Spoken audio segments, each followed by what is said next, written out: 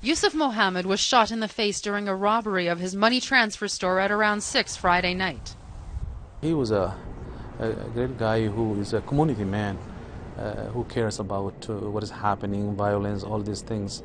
Mudhir Mohammed runs a grocery market just a few blocks from his friend Yusuf's store on International Avenue. The main concern now is about security. Even some of the customers now, they say, oh guys, we are not coming here because it's not safe. Just 2 months ago, Mudhir attended the funeral of Maqsood Ahmed, who was stabbed to death outside his West Wind store in a robbery. It's not only about Somalis or has nothing to do with ethnicity. This is about, in general, the people who are living in International Avenue or Forest Lawn.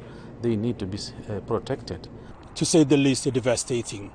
Hussein Warsami has known Yusuf for 15 years. He says these acts of violence need to be addressed not just by police and the community, but also by business owners who may need to step up their own security. They would like to believe that Calgary is a safe city and that they don't have to hire a lot of expensive security guards. But it seems that maybe that's not the case. Maybe the police cannot be everywhere. But business owners say what's troubling is that the assailants in both Ahmed's murder and Yusuf's shooting are still at large. There's no difference between Mogadishu and the Forest Lawn or Canada, because in Mogadishu you can find someone is killed and that's it.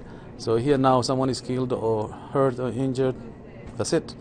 This summer, the Calgary Police Service introduced a 16-member beat team dedicated to International Avenue, in addition to the regular District 4 officers. Carolyn Curry de Castillo, Global News.